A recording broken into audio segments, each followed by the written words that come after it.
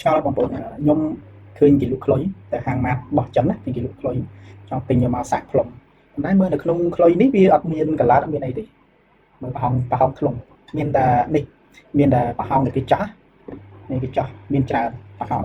ប៉ុន្តែអ្វីដែលសំខាន់គឺគេប្រើតែ6ប្រឡោះនេះក្នុងការផ្លាស់ប្ដូរសំឡេងឬជាបទចម្រៀងណាឥ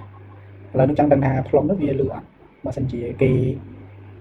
នេះបើសិនជាគេផលិតមកអញ្ចឹងណាឃើញជាផ្លុំទៅរួចទេតែយើងអត់ចេះផ្លុំទេបើខ្លុយខ្មែរមានដាប់មានអីតែខ្លុយគេអត់មានដាប់សាក់ផ្លុំលឺដែរលឺអត់គេដែរប៉ុន្តែនៅក្នុងនេះ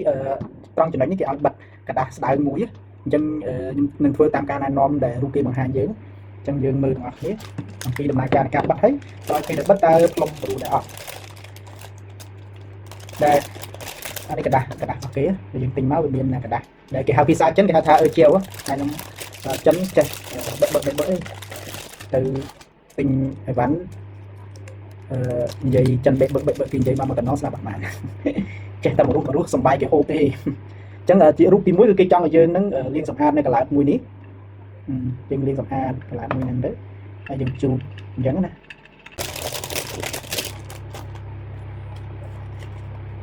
ហើយនេះกระดาษមួយនេះกระดาษស្ដើងទេ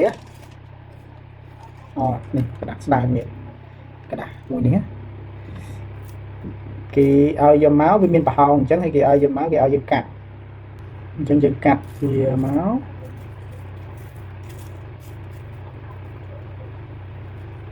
កាត់វាជា2អញ្ចឹងមកតែមុននឹងនេះយើងជូតអានេះឲ្យស្អាតសិនគេចាស់តាមកណ្ដាល